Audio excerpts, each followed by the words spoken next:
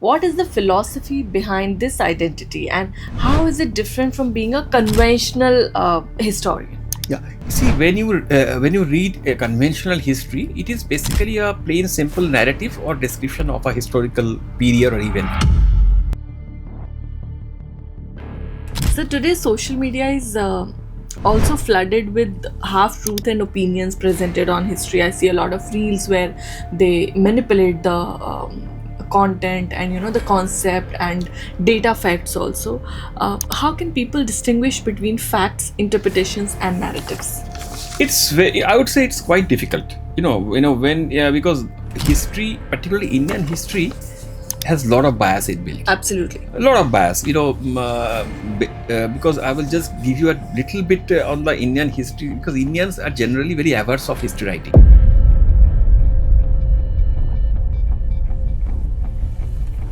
He will get a complete journey of this 12,000 years. What exactly, how India came. Wow. And once you go through, it can become a good reference. Suppose what was happening in India, say 650. So for today's generation, is history merely a subject about the past, or is it a powerful tool to understand the future also? History is a very important part to know.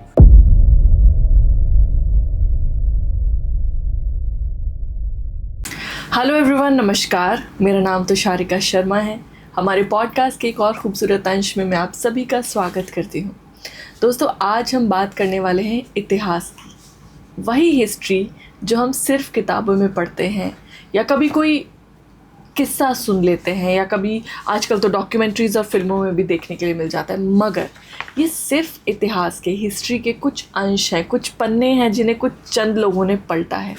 क्या आप जानते हैं इसके परे जो आप NCERT में पढ़ते हैं, जो किताबें मार्केट में अवेलेबल हैं या जो फिल्मों में आपने देखा है, उससे परे भी एक इतिहास है।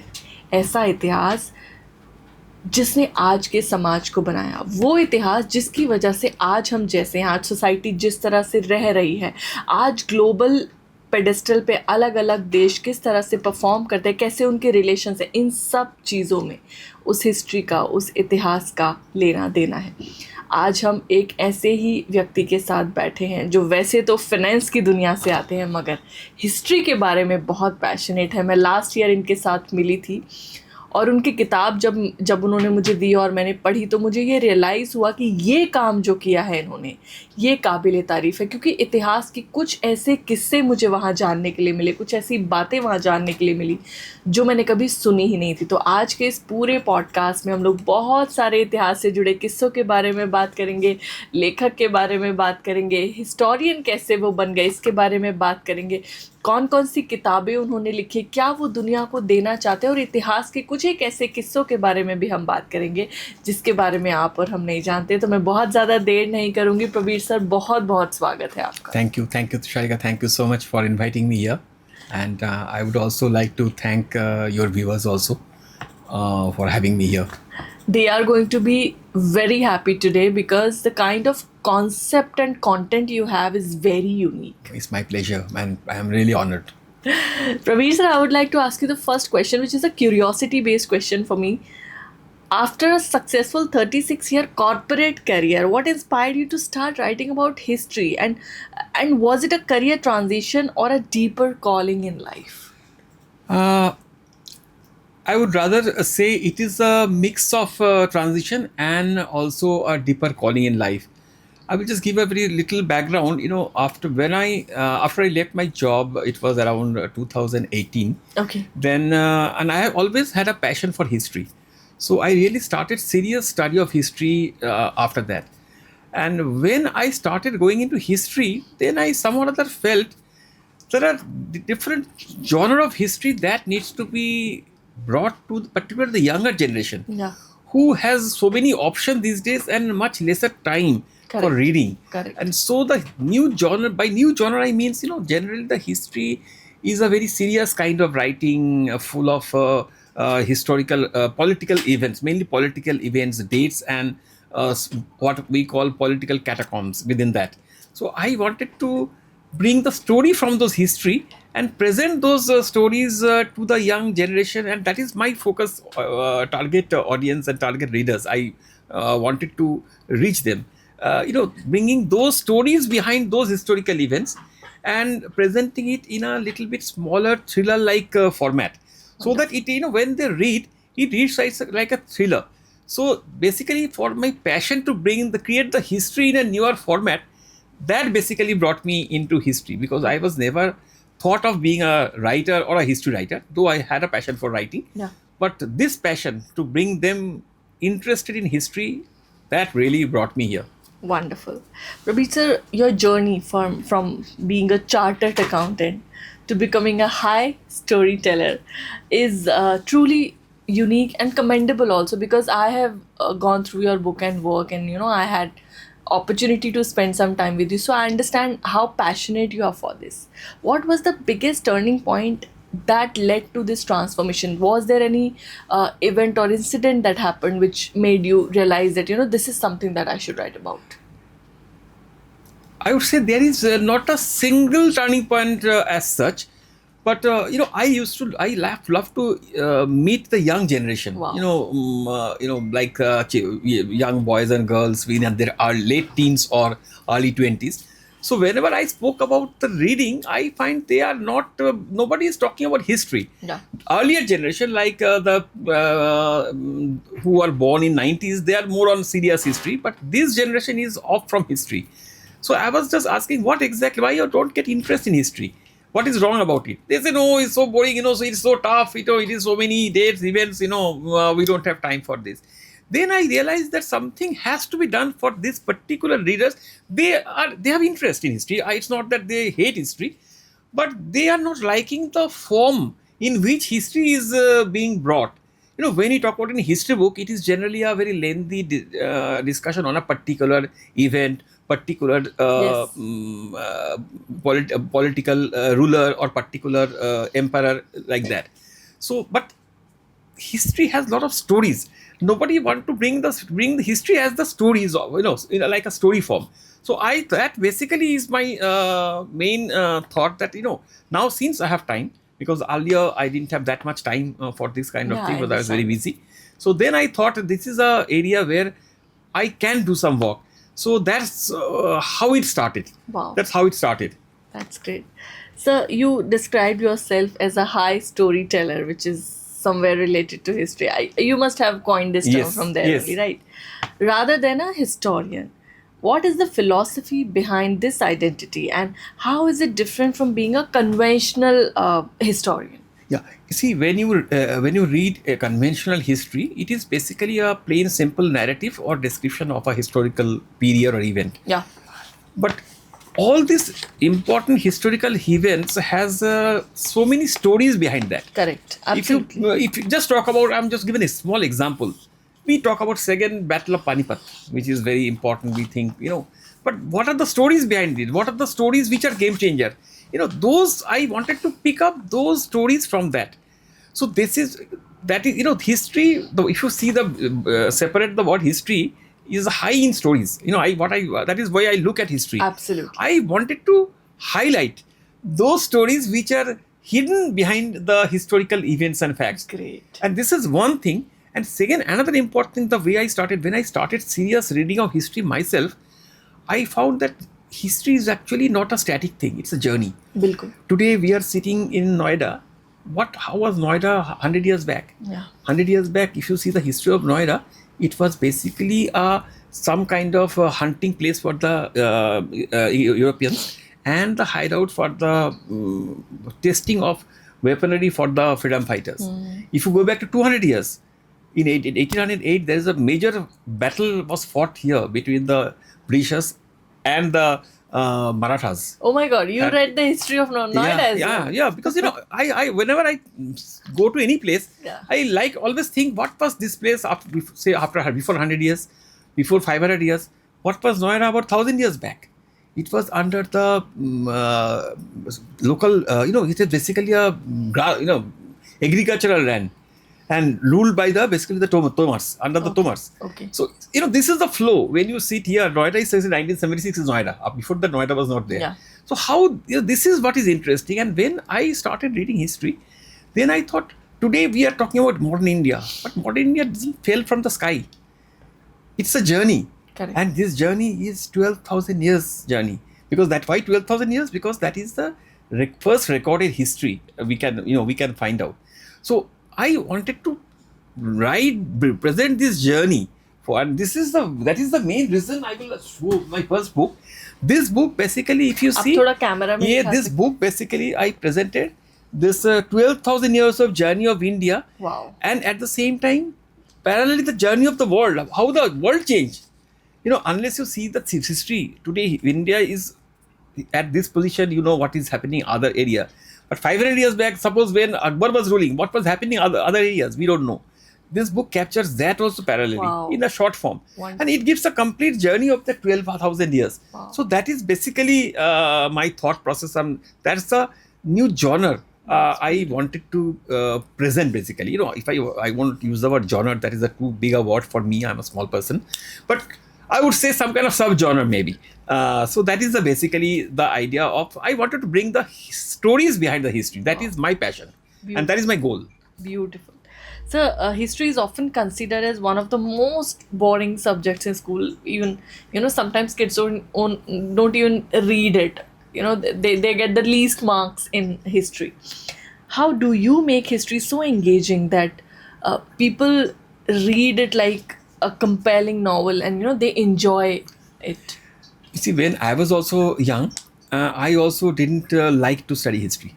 It's a fact, because I find history very dry. You have to remember, so it's basically dates, incidents, and not much on incident, but some few names, chosen names or chosen ruler, Yeah. like that. So it has there is a flow of events there. So generally the history, what basically I wanted to change is to bring the history. First is bring the history from the common plain narrative to a storytelling kind of format. Yeah. And I tried to pick important events which are I would say sub events, which are not much discussed, which are not many mainstream historian touch those, because they find those events maybe not that important event, but actually those are very important. I wanted to rediscover those events. I wanted to present those events in a thriller like like a story type presentation. And the young generation, the problem is again not with the content, with the presentation. Absolutely. They find it very boring, it's very lengthy. If you read a complete book, then basically you are knowing only a part of the history, and that part that you have to read say 400 pages. They feel, I don't have so much time because I have so many other options. I want to watch Netflix, I want to do so many things. So to engage them, basically I change the format from a plain long narrative to selected stories, and bundle them different stories from this book. I will show you by my last book. This book contains 50 important those kind of stories I here. read this book. Yeah. And this book, the stories, the first one starts from the. Can you please show it? First one starts from 4000 BC, that is in Indus Valley civilization, and the last event is in 1991. That is just that day when you are young. I'm also not so young, but at least younger. I was not even born. So this is the period. So for almost 6,000 years period, with 50 stories chronologically I have selected. Wonderful. And that gives the idea of what was the important events happened, what are the game changers during that And also period. the series, the main problem with history is that we get either in bits and pieces or period wise or something. Exactly. But there is no book that speaks about such a lot. If we have Journey. to read about if we have to read about the ancient history, we have to read some other book. For medieval, we have to go to somewhere else. For modern history, we have to go to somewhere Correct. else. But you have put everything there. So if one is reading a book, they will be able to chronologically, incident wise, story wise understand what was happening and why this transition was coming. In fact, this book, if anyone reads, he will get a complete journey of this 12,000 years. How India came. Wow. And once you go through, it can become a good reference. Suppose what was happening in India, say 650 CE. You just have a reference. This is what is happening. And not only that, this also gives separately events of South Indian history and Eastern India, which are very much neglected. I always tell one thing. Our historians, our Indian history generally stops south of, don't go south of Vindhya, Yeah. and don't go east of Patna. Yeah.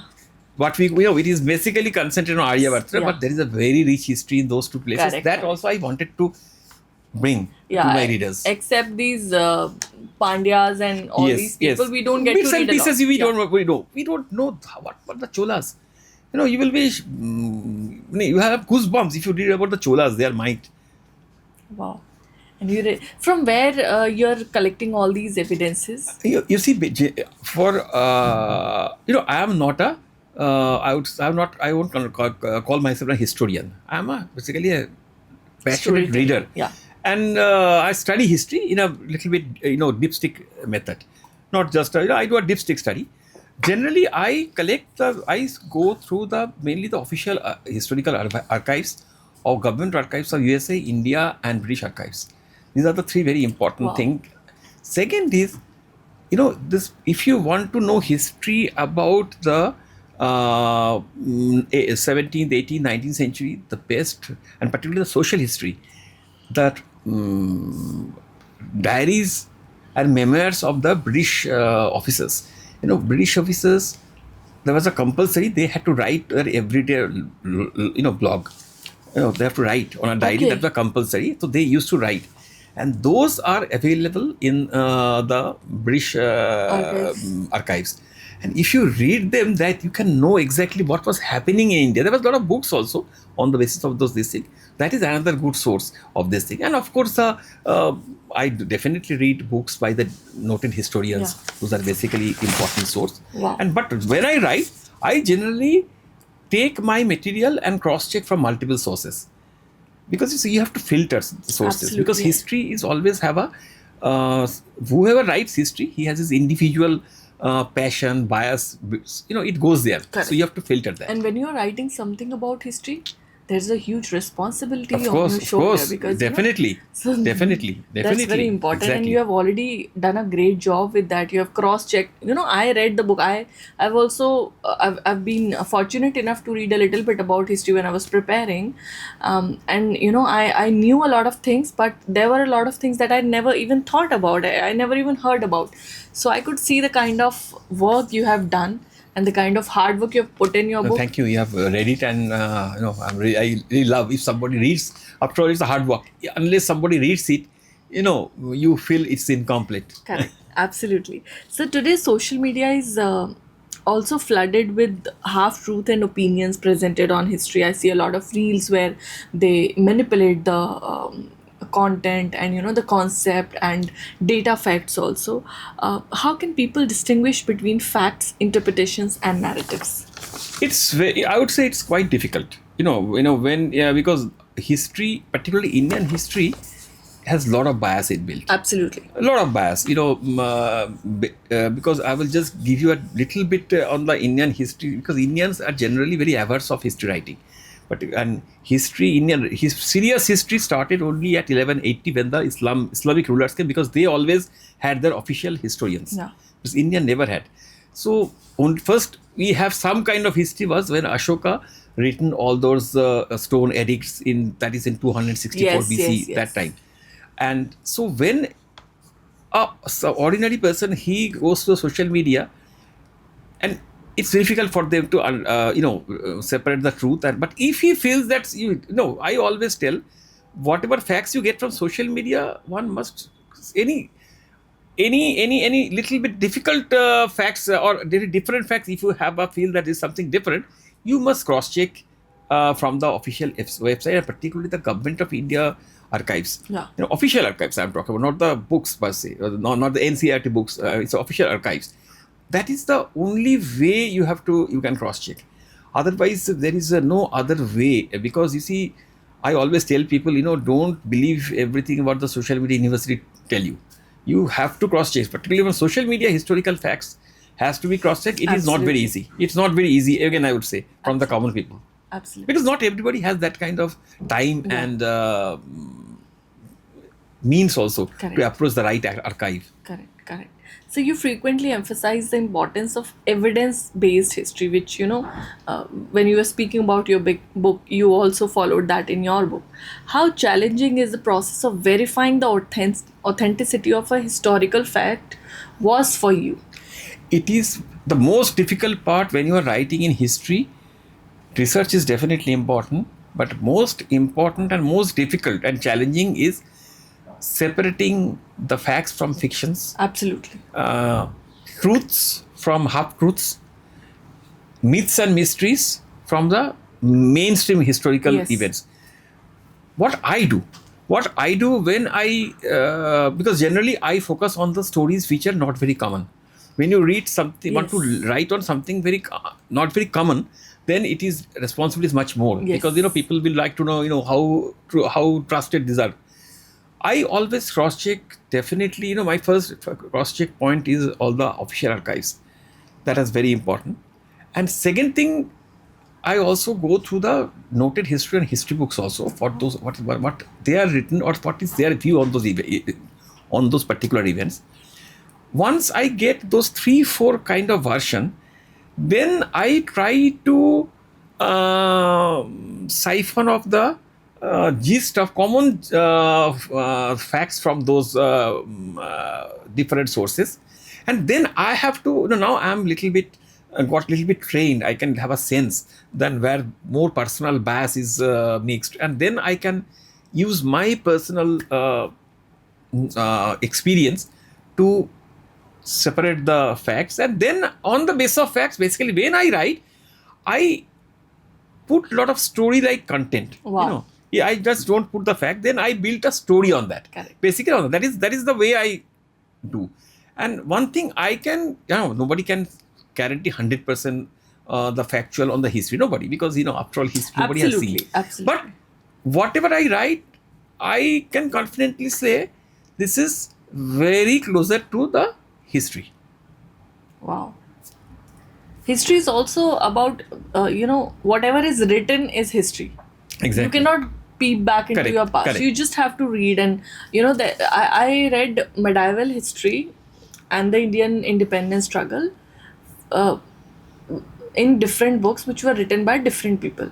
Every book was having its own narrative because Right, every author right. has their own narrative. Exactly, Right? because people have their personal Yeah. thoughts, Correct. analysis, some Correct. kind of bias also. Correct. So, Prabir sir, while researching history, which are the major sources? Like you already spoke about a little bit, but when you're, let's suppose when you're writing about Indian history, what are the most reliable resources that you rely on most? Ancient text, archaeological evidences, accounts of foreign travelers, or modern academic research? Because nowadays a lot of researchers Yes, are also yes. working on it. Does artificial intelligence helps you in your research, or you do it on your own? No, you see, I will first answer about the sources. Regarding the sources, it depends on which part I am writing. Working on, okay. It depends on which part Yeah. of history.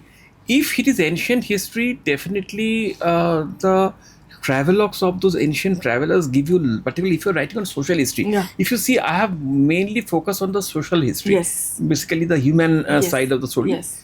Those travelogues writings has great Yes. inputs. Correct. But of course, there is lot of imagination put, so you have to test them from the social archives and the official history records. Correct. That is very important. Official archives are the most dependable thing if you talk about history. Correct. And also the books of the noted historians. These are very important. So this is basic things when you do about the research and the contents. Regarding AI, what AI can definitely help. In fact, I also take the help of AI because AI can identify the sources much faster. Yeah. Otherwise you have to yourself go and search for. Yeah, even there's a if lot you- of back yeah. and forth. But when you get and it can also present you a lot of inputs also, taking out from those sources. Correct. But when you put the judgmental part, then you then you cannot depend on AI because there actually the Human intelligence has to come, Correct. because there will be lot of very little difference between the truth and half truth. Absolutely. That only the human can separate. Completely agree, sir. So, do you believe that Indians never have been taught the complete picture of their own history? If so, what do you think has been missing? Definitely. You see, Indians have always, as I always said, Indians genetically are very averse on history. You know, before 1180, actually, you don't get proper history.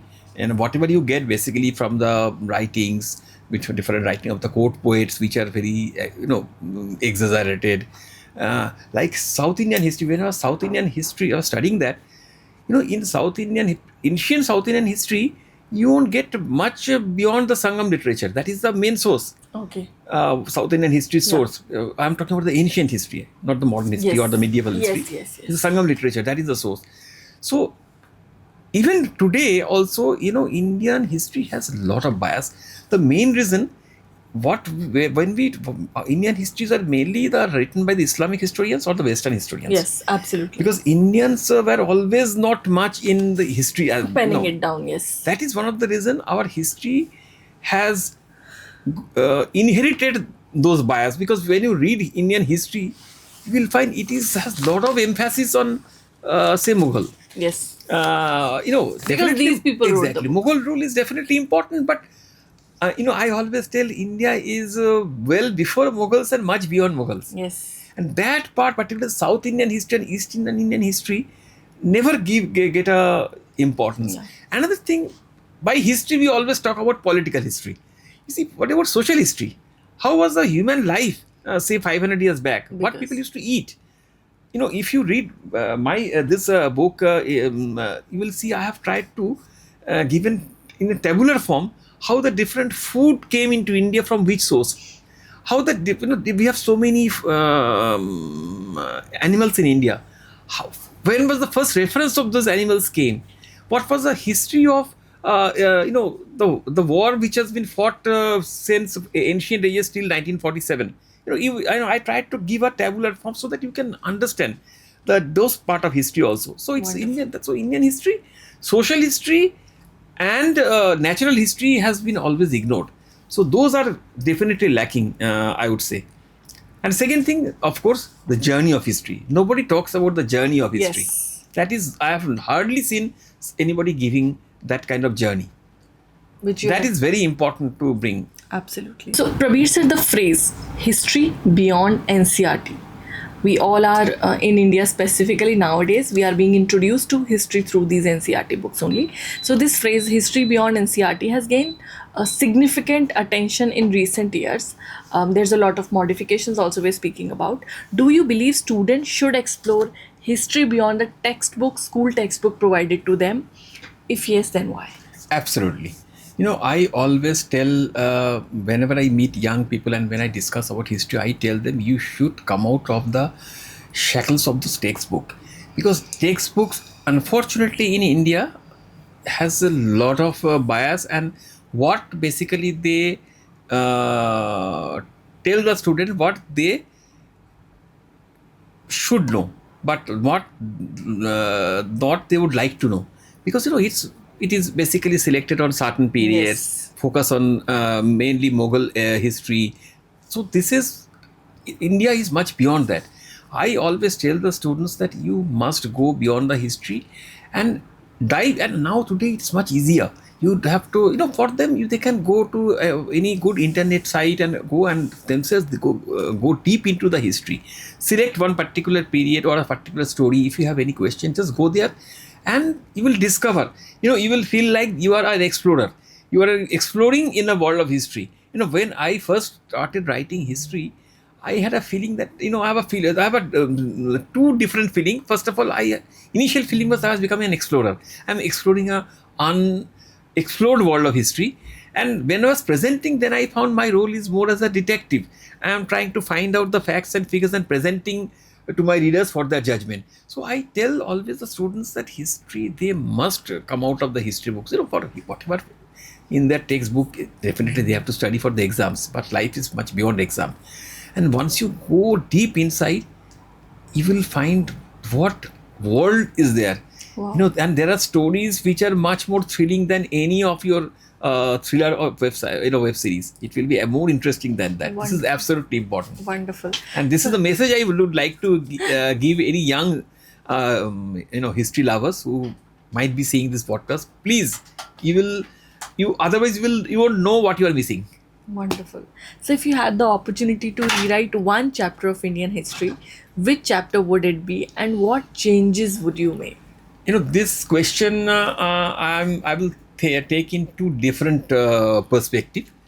If you are asking as an history writer, if any chapter I would like to rewrite, then I would like to rewrite in my writing mainly the um late medieval and early modern Indian history. Okay. Why it is so? Because that part unfortunately give too much focus on Mughal rule. Yes, absolutely. I But completely agree. you have to give importance to the South Indian history Yes. and East Indian history, which are equally good. Correct. One thing we must remember: Mughal never went deep beyond Vindhya. With that kind of might, Yes. they never. Yes. So why they couldn't? That nobody, most of the people don't have the answer. That answer you will get once you read the South. That's in the history of South India. They were very difficult to Exactly. fight with. They are different. Their culture was different. It's completely different thing. Yes. So I will like to write putting a more focus on the entire India. Why only northern India? Southern India and eastern India has equal rich history. That is one thing I will definitely do. And if your question is that in what, if I want, if the fate change some part of Indian history, what I would like to, then I would answer that I would like to wish if Darashiko could have been the successor of Shah Jahan instead of Aurangzeb. I have in my book, this 50 Grey Shades, there is a chapter that Darashiko, the Mughal Empire never had. I have made a deep study on the contemporary Islamic historians and the British historians on the events on Darashiko. And from that, in that book I have tried to present for the judgment of the readers. If Darashiko would have been the Mughal emperor, even the world history would have been different. Okay. There would have been a huge influence on the history of colonization. That history of colonization started mainly for India because people wanted to come to India, and because they found India also weak in a lot of things. And if anybody go through that particular chapter, they will understand why I am saying this. That is one thing I would always love to. I used love to see Darashiko as the Mughal emperor Wow. instead of Aurangzeb. Great, sir. So, the title of your last book is 50 Grey Shades from Indian History. It immediately sparks curiosity. Why did you choose the term grey shades? Is history truly black and white, or do you find it to be in between? History has never been black and white. Definitely there is a huge variety of shades of grey in between. There are each mainstream, what we call mainstream event, has a number of sub-events, and which actually change the Course of history. result of the main event and change the Indian history. So in my journey of 3-4 years in history, I always try to pick up those side events which are important. Why these are grey? Because these are not been discussed that much, and there are different version also from different historians on that. And some of the events also, if you say from the historical angle, has little bit of a question mark on the authenticity, but it is not absolutely imaginary, but there is a lot of history proofs behind them, but it is not that kind of authentic. That's why I'm calling it grey. Got it. So that is one of the reason I basically wanted to focus and bring the focus of my readers to those events. And that's why actually I chose the title that this is the greyest part of the history. Which a grey is a very important shade. Yes. Because black and white is only one version. Grey has different version. Absolutely. And the readers can select which version of grey they like. There was one dark shade of grey, lighter shade of grey. Yes. So that is up to the Wonderful. That's great, sir. You have such a great clarity on what you're writing, and maybe it is because of the passion and the kind of efforts you have put in. You're very clear about what you want to give to readers. You're very clear about what you are writing. You're very clear about the resources from where you want to take it, and you're also very clear about the message. I think as an author, you have done a great job. Now it's on readers' side. Thank you. How they respond to this.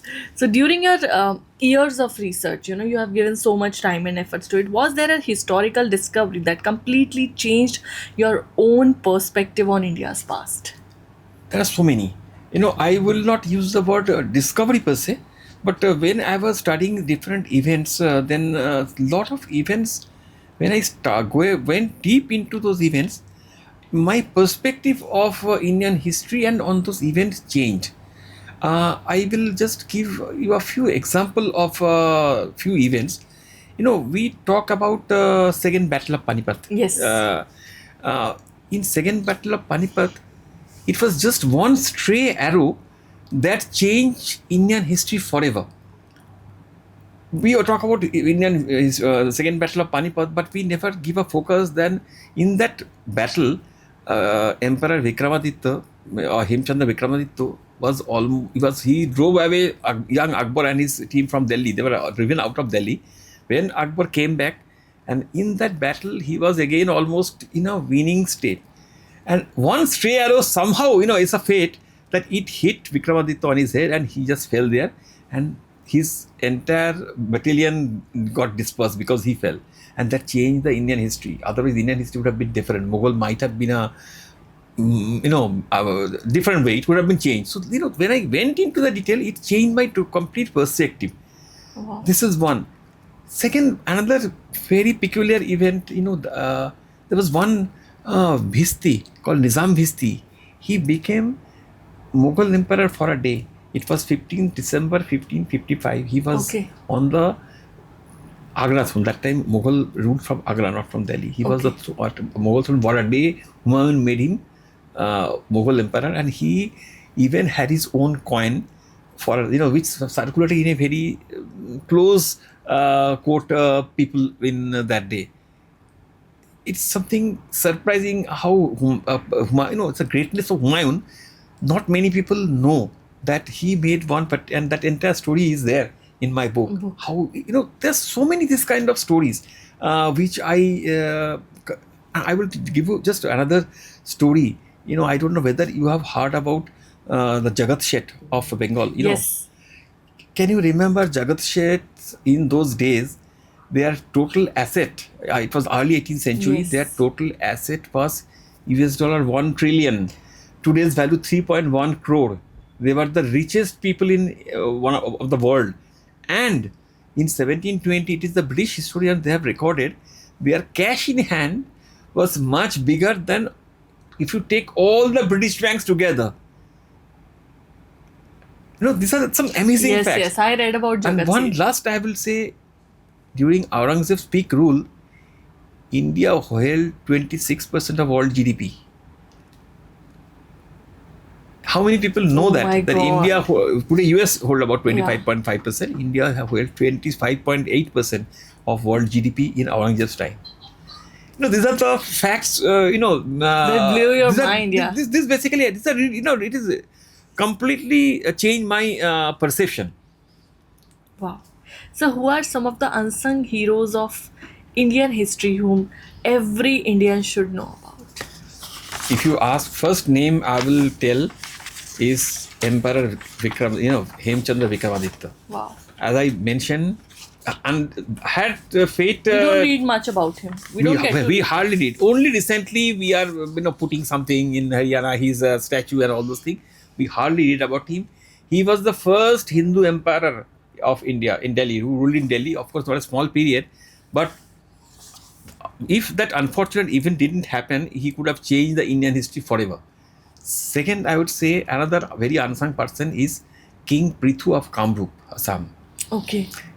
With just sheer wit, he stopped the menace of Bakhtiyar Khilji. Bakhtiyar Khilji actually, when he entered Assam, he with his wit and this thing, he misguided him, and ultimately Bakhtiyar Khilji died. And because he is the person who's destroyed Nalanda and all those things, and he and Bengal also, and actually he stopped.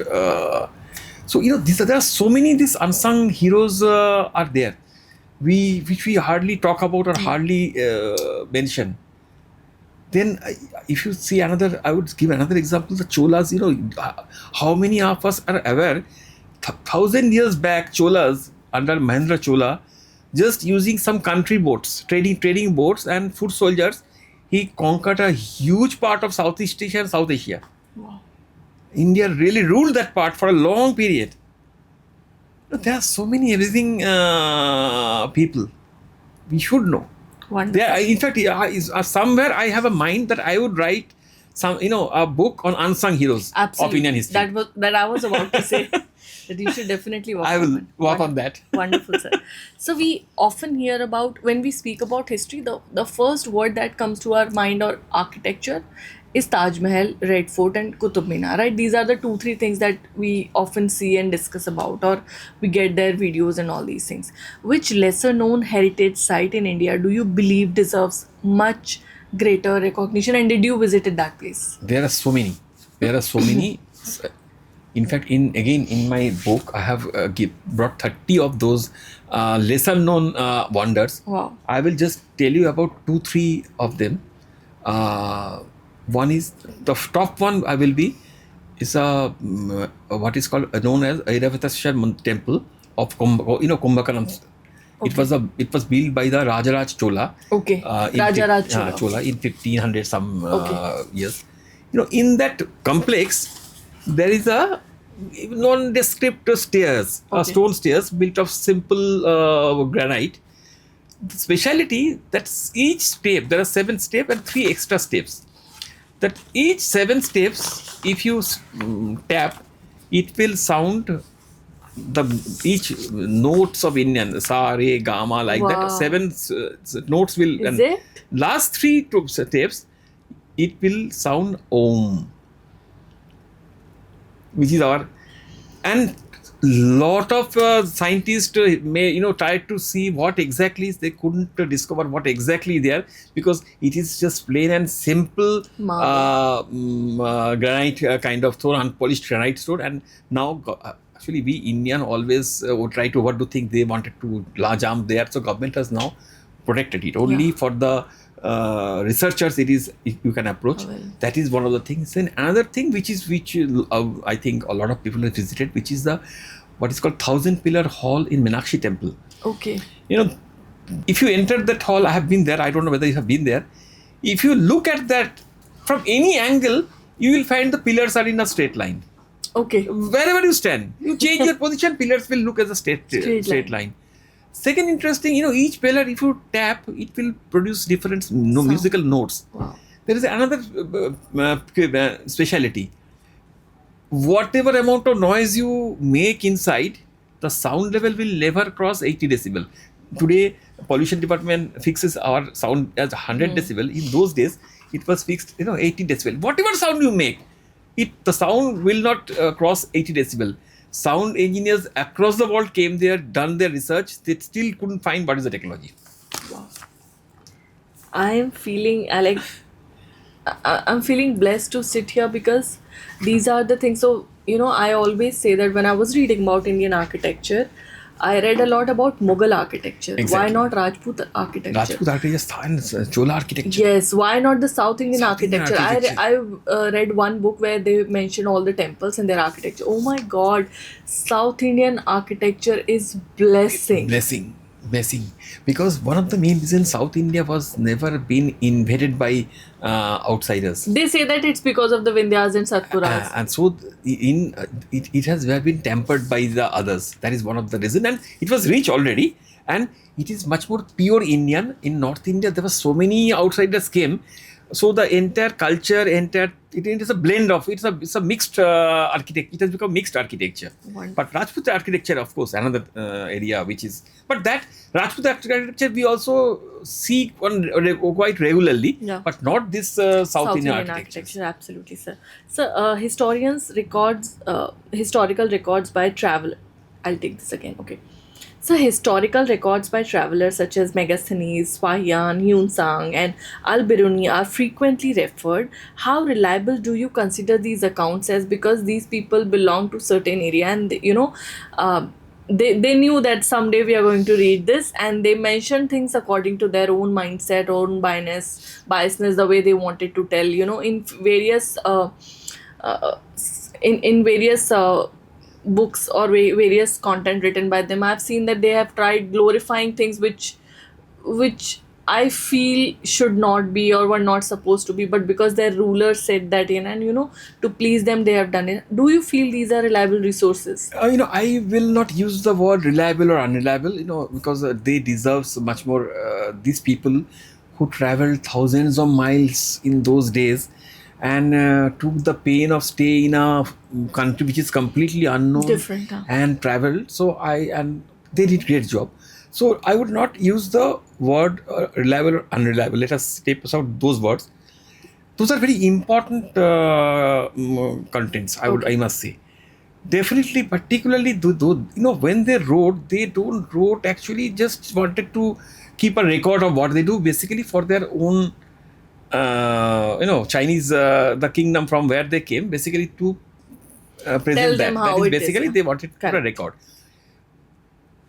But definitely when you work on them, you have to do a lot of filtration, because there is a lot of excesses there. I just give a few example.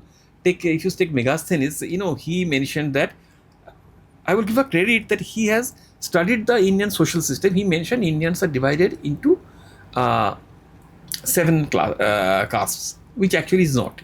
Indians are actually divided in 4 castes basically. He mentioned 7 castes.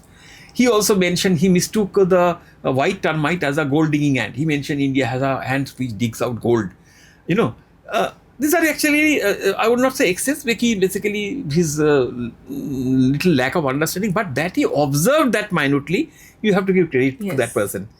Now, if you come to Fahian, he basically also has spent a lot of time during Gupta Emperor, but he has never mentioned much about Gupta. Everybody knows why it is that. He spent, when Gupta Emperor was a golden period. Yes. If you see Indian history, Yes, there's a yes, golden period golden of Indian period, history. yes. But he has hardly mentioned about that. And Yuan Sang, definitely he was biased towards Harshavardhan, because he has definitely written, tried to glorify him much. But you have to observe how they have minutely observed the social structure of Correct. India, religious. They have written very minutely about the practices of Brahmins, practices of the other caste. That's observation you have to respect. Absolutely, sir. This is how historians speak. So, why do you think Gen Z finds history less interesting today? Is the problem with the subject itself or the ways it is presented? As I already told you, it is basically more not the subject, not the content, but the method of presentation. Because you see, they basically want little bit of fast kind of reading, because they have options. You can't blame them. Once you have so many options, and their time is less. Correct. There are a lot of pressure. There's study pressure, work pressure, outside activity pressure are much more. So when they choose, they will not give time reading a, say, 500-page or 300-page book for reading particular chapter. Correct. Absolutely. So for them, basically, history again has to be presented, what I mentioned, in a story-like manner, and you bundle the entire history in short form, in short thriller-like stories, and they love. In fact, last year when I was, I had that interview. After the interview, the young girls, they was talking to me. They really liked the concept, and even they requested I was me, there. why you are not writing on world history? And my next book actually basically world history, because it's inspired by them. Wow. My next book, which will be coming next month, actually based on world history. Wonderful. Wonderful. So, do you believe India has done enough to preserve its historical monuments and heritage, or is there still a long way to go? Definitely, yes, ASI has done a lot of good work. But having said that, there are a lot to be done. I will give you my personal experience when I was writing my book, this book, and there was a lot of. There are 2 topics. One was on Bengal, Nawab of Bengals. Yeah. There are a few topics, and there were history of Delhi. So I physically visited Murshidabad, basically to collect my data for that. Okay. And when I visited Murshidabad, Murshidabad, the Palasi, where is the famous battle take Battle of place. Plassey. And Murshidabad and Palasi, they are the game changer of Indian history. That is where Indian history changed forever. Modern India started there. Because unless British come, modern India, you would have never seen. Yes, absolutely. So, but unfortunately, most of the part of India, they are hardly know about these places. And even if you go there, when I visited there is a place called Khoshbagh, where the entire family of Sirajuddaula, they're buried there. And I was so sad to see how callously it was. Poor people were writing things. There was not much guard. So much apathy to preserve that history. It's a very important part of Indian history. Absolutely. Then when I for my work for Delhi, when I visited, I wanted to go to Siri Fort. I wanted to myself see all the 7 cities within history. When I went to Siri Fort, there is no Siri Fort. During the 1983 Asia, they have broken completely. You won't find a trace of that. Oh my God. It's so sad. It's so sad. Same experience I had when I went to Mehruli complex. That was the first Delhi. It was ruled by Tomar and Prithviraj Chauhan. And next to that is Qutub Minar, which has got so much of protection, so much of well presented. Just next to that is the Mehruli complex. It's ignored. That is that gives a lot of pain, because we should be more respectful. Everything. Yeah, absolutely, sir. So, if you had to debunk one of the biggest myths that Indians commonly believe about their own history, what would it be? There are 2 myths Indians. We don't believe. We have been made to believe through the writings. First is which I always says India. We always talk about Mughal rule and everything is hunky dory. Social people were social status and social environment in India was best. That is a myth. There is not everything good in Mughal history. If you go into Mughal history, you will find a lot of things which was definitely not better. It was much better when Sher Shah was ruling. Sher Shah actually should have been the ideal model how Indian should be ruled. Second myth, I will say, Indian freedom, we always say it was done by the Congress movement. That's not the fact. There is so many other factors which Britishers just didn't leave India for Congress movement. It was one of the reasons, definitely, but there are so many other reasons. In my book, there is one particular story. If you read, you will see there is a official record that why Britishers left India in 1947. Can you share a few things? Actually, I don't want to share from my book. Okay. I would rather like people to read Absolutely. and find out what exactly. It's something that is going to excite all of them, because this is a myth which should be debunked. Yes. And in fact, I will say if any of your viewers read this book, I will assure if they will see history in completely different way. If they find that what I am saying is exaggerated, they can ask me. I can refund the money. Wow. I can they will love this. Wonderful. Because this is written in a different. I'm not saying it as a boasting that, but it is written in a different concept. It is written in a different way, and it is presented in a completely different manner. Wonderful. That much I can tell you. So you're already working on a book on world history, right? Why is it important to study Indian history in the context of world history? History, if you just read Indian history, we will not understand where India stood, seeing the global perspective prevailing in that period. It always give a better picture if you see what was happening on other places in India. And that is what exactly I wanted to capture in my book, where I gave that 12,000 years of Indian history. I also narrated the world history side by side, so that you can compare what was happening in Germany, say in 1250 or 1270, when India something is happening. What was happening during Shah Jahan's period in other places. I give a small example. In 1643, if I remember correctly, when Shah Jahan was putting the central dome of this Taj Mahal, well, not Shah Jahan, but his team, it was being almost at the finishing stage. Then in England, one premature baby was born in that year, who ultimately became Sir Isaac Newton. You know, when you narrate this, you will feel, "Hey, Newton, it was in Shah Jahan's time in India." Or I give an example when Aurangzeb was fighting his Deccan War. He was very busy in Deccan War. England became the first monarchical constitution they put, which is still they are following. It's a constitution, but there's a monarchy, what they call monarchical constitution. It started from there. You know, once you compare side by side, then you will understand what was happening all around. That gives you a complete different picture.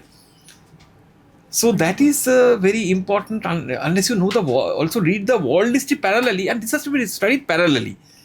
That is what is very important.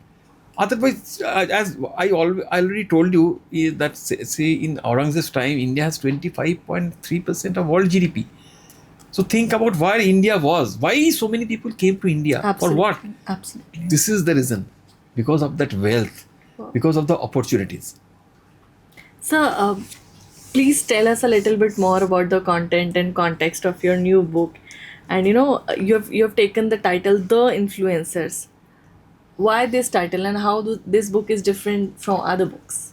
You know, today when we talk about the influencers, we will only talk about social influencers. You know, X, Y, you know, they are influencers. Social influencers, they influence how many? Maybe a few lakhs, maybe 1 million, maybe a few million. There are 14 commodities.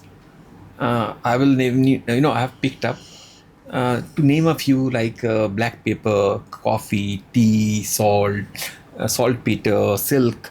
You know, these commodities completely change Indian history throughout ages. Since ancient ages till modern age, how they have influenced the world history and Indian history, not only Indian, world history. Yes. This book will bring to the readers how this but one commodity changed the entire world history. Wonderful. Today, if you read the history of black pepper, it is the black pepper. Because of black pepper, India was known to the Western world. America was discovered. Yes. Far Southeast Asia came to the knowledge of the Europeans. Correct. Just on black paper. You know, that is, I call them, these are the influencers. They influenced world history. Your understanding about history is commendable, sir. No, I wouldn't say that. I want to see history in a different angle. Yeah, absolutely. And that's very important, because if you see it with a single lens, you will not be able to understand the beauty, the circumstances, situation. When you try to look at the history with different angles, Exactly. you see something different. And in fact, I was personally amazed when I was doing this research work for this book. I was simply amazed how things change. Great. So, if you were appointed as an advisor to the Ministry of Education tomorrow, what would be the very first change you would recommend in India's history curriculum? The most difficult question, I know, but you. Of course, it's a hypothetical question. So I will not. I will answer it in a different way. Yeah. You know, I wish that Indian history curriculum, they must have a short journey of how modern India evolved from the ancient age. Absolutely. And that is not only northern India, South Indian Yes. and Eastern India, entire India. When we talk India, India is India. So, and South Indian history and Eastern Indian history has to get more focus in our history curriculum. Absolutely. It is absolutely important. And another thing, our history misses the social history. How people was doing, what people ate, what people used to eat 1,000 years back. You know, today what we eat today, mostly it was not there even 300 years back. If you see the history of the food, different food items in my book, how it came, you will be amazed at what they're eating. Great. So, you know, you must include social history, because history is basically people and common people, not the kings and emperors. You know, those are the political side of history. That's important. But the history of the commoners. Yeah. And I have in mind, if my time, health, everything permits, I would like to write a history of Indian commoners. Wow. How the Indian commoners' life changed. Wow. I have a mind in doing that also. Wonderful, wonderful. So for today's generation, is history merely a subject about the past, or is it a powerful tool to understand the future also? History is a very important part to know yourself, your not only your past but also your future also, Yes. and your generation also. It's Winston Churchill. He was a avid lover of history. Yes. He made a very important comment on history. He said, "Further backward you see, more forward you can look." Absolutely. That because what in history gives you lessons that what should be done and what Not be done. shouldn't be done. Yes. These lessons you can always keep in your own life, and that is very important. Absolutely. That is what history teaches us, Wonderful. because history is one of the most important thing in life, and everybody should know history. Absolutely. And it is not serious study, but as a casual study you should know the history, from where we came, how modern India evolved. Once you know that, you will really feel that the place where you belong. This is the place we belong. How this place evolved, today's India evolved. It's very important to know. Absolutely. Very important to know. Absolutely. Prabir sir, it was an absolutely honor to talk to you about history. Your love, your passion, your understanding, and somebody has spoken that I want to write about the common people of India. I think this is the best statement that any writer can speak about, because definitely in every history book we find about the rulers, about the temples, about the coins, about the kind of things happening, but not about the common kisan, not about the common people, not about the common merchants who were living there. What was their life? What were they eating? What were they wearing? What were they thinking? How their children were raising? This is a very important part, because this has made what India today is. So I would like to congratulate you for the kind of work you have done, and we are already working on a lot of things together. Yeah, so I feel these books are not just going to change the perspective, but also going to give us great learnings. No, thank you so much. It's my pleasure and privilege to get invited to your podcast. Only one last thing I would like to share with you and the Yes, I was viewers. about to say, yeah. Now I am working on a book. Already I am on it. It's again a complete different shift in my genre. This book is basically it will be a combination of fiction, history, and fantasy. Wonderful. The book will take you to 2020 COVID situation of India and England, and take you back to 1665 London, when London was under the plague, Yeah. that great plague. And again we will bring back to it's a completely new genre where it will fiction, history, and then the characters will move into that period, and so it will be, I think it will be a different concept. Wonderful. And already I have completed 3 chapters. Wow. Hopefully it will take me another 6 months, because now a lot of research has to be done. Yes. 1665 London map I have to study, how the London looked, how people used to talk in London, what people used to eat. Yes. So those social things I have to do a lot of research. So I hope that I will be able to justify my work. 100%. There is no doubt about it. There are a lot of students who are watching you. There are a lot of teachers, a lot of people who are interested in reading history. They are watching you. What is the last message you would like to give them? I am very new in history, so I will not give any advice, but I would like to share certain things. If you it's not about history only. If you want that you have something to write, please write it. Writing will give you a lot of pleasure. But only one thing, when you write, you must keep in mind it should be in very simple and in a very crisp manner. And don't go for big jargons and all those things. Bring it simple and tell stories. Whatever you write, it should have a feel like that you are stories, and it must be having some surprises. Just think today, I was when I was very young, I was very close to my grandmother, and my grandmother used to tell me stories. If she belonged to a zamindar family in East Bengal, so Wow. she had seen the social life. She used to share me stories, and I still remember those stories, that what are the surprises. He spoke a part, then the next day he used to continue. I was always waiting, what surprise it will come. So remember that why those stories which we heard from our grandparents or even parents, that really fascinated us because of that surprise element and that simplicity.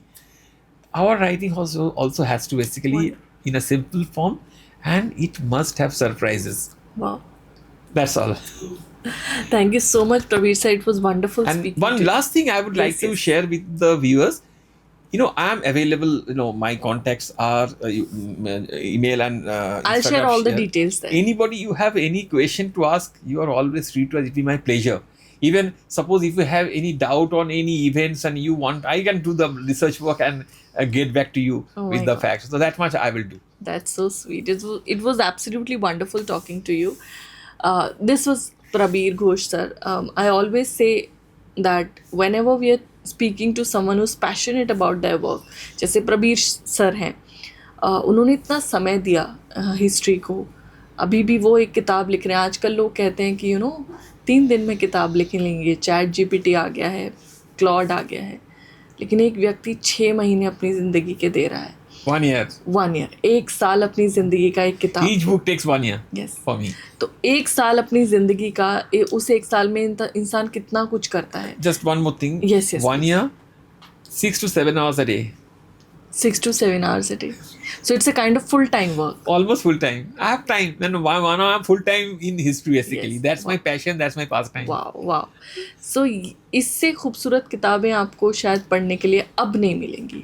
आजकल जब AI आ गया है, लोग इतना समय नहीं देते अपनी किताब पर. कोई व्यक्ति अलग अलग जगह जा रहा है, देख रहा है, समझने की कोशिश कर रहा है उस समय को, और उसे डॉक्यूमेंट कर रहा है किताब के फॉर्म में.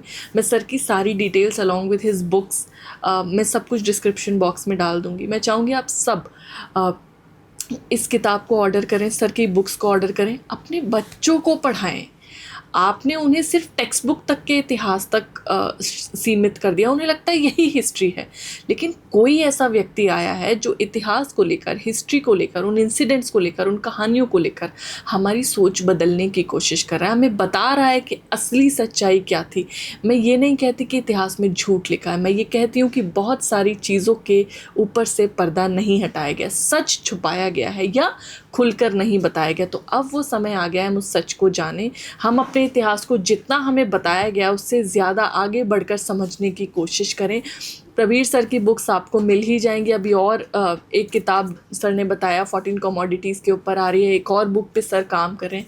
2 किताबें तो सर ने ऑलरेडी मेंशन कर दी आने वाली हैं. इन बुक्स को भी आप पढ़ेंगे तो आपकी अंडरस्टैंडिंग चेंज होगी.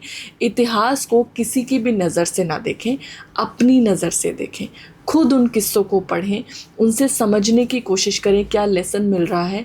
हिस्ट्री का हर एक इंसिडेंट एक कहानी तो सुनाता ही है, मगर एक लेसन भी देता है, एक लर्निंग भी देता है, कुछ सिखाकर भी जाता है. वो हमारे लिए ज़रूरी है. और मुझे पूरी उम्मीद है ये किताबें आपको विजडम भी देंगी, नॉलेज के साथ साथ आपको बहुत कुछ सीखने का मौका देंगी, क्योंकि हमारा इतिहास, हमारा पास्ट ही हमें आगे के लिए फ्यूचर रेडी करता है. मुझे पूरी उम्मीद है ये पॉडकास्ट आपको बहुत पसंद आया होगा. इसे शेयर कीजिए ज़्यादा से ज़्यादा लोगों तक. पेरेंट्स अपने बच्चों को ज़रूर दिखाएं, किताबें ज़रूर दें. इस तरह की बुक्स को गिफ्टिंग में डालें. आप एक दूसरे को कई बार बहुत सारी ऐसी चीज़ें दें. मैं हमेशा कहती हूँ बुके की जगह बुक देना शुरू करें. इस तरह की किताबें जब आप लोगों को देंगे तो आप नॉलेज शेयर करेंगे. India is all about sharing knowledge. Let's come back to that time, right. So इस पॉडकास्ट को बहुत शेयर कीजिए. सर की सारी डिटेल्स से कनेक्ट विद देम, उनसे जुड़िए. प्रबीर सर जनरली अलग अलग बुक फेयर्स में आपको मिल जाएंगे. जहाँ नहीं मिलेंगे वहाँ हम उनको लेकर आएंगे, right. So you can meet him there. He is very good in connecting with people, and I hope these books are going to give you a lot of value and a lot of wisdom. Next podcast में मिलेंगे किसी और guest के साथ, किसी और विषय के साथ. तब तक के लिए धन्यवाद.